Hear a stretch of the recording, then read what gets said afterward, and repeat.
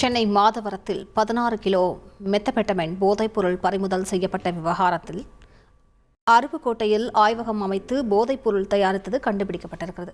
விவரங்களை செய்தியாளர் சாலமன் வழங்க கேட்கலாம். கடந்த 21ஆம் தேதி மாதவரம் பகுதியில மெத்தபெட்டமைன் என்ற போதைப் பொருள் கடத்தப்படுவதாக மாதவரம் தனிப்படை போலீசாருக்கு கிடைத்த தகவலின் பேர்ல 2 பேரை போலீசார் கைது செய்தனர். குறிப்பாக வெங்கடேசன் மற்றும் கார்த்திக் என இருவரை கைது செய்த நிலையில அவர்களிடமிருந்து 1.5 கிலோ மெத்தபெட்டமைன் என்ற போதைப் பொருளானது பறிமுதல் செய்யப்பட்டது.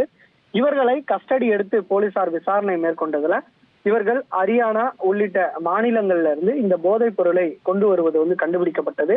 இதனை அடுத்து இவர்கள் கொடுத்த தகவலின் பேர்ல ஷாகுல் அமீத், லாரன்ஸ், ஜான்சி, சரத்குமார் ஆகிய 4 நபர்களை போலீசார் கைது செய்த நிலையில இவர்களிடமிருந்து மொத்தம் 16 கோடி மதிப்பிலான 16 கிலோ மெத்தபெட்டமைன் என்ற போதைப் பொருளையும் போலீசார் பறிமுதல் செய்தனர்.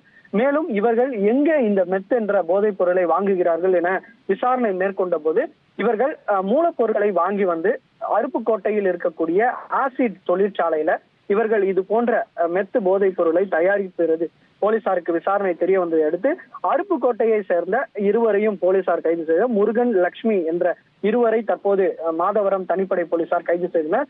இவர்கள் இந்த ஆசிட் தொழிற்சாலையில இவர்கள் இந்த மூலப்பொருட்களை வைத்து தயாரித்தது இங்கிருந்து பாஸ்பரஸ் உள்ளிட்ட பொருட்களை போலீசார் பறிமுதல் செய்திருப்பதாக ஒரு தகவலானது தெரிவிக்கப்பட்டுள்ளது.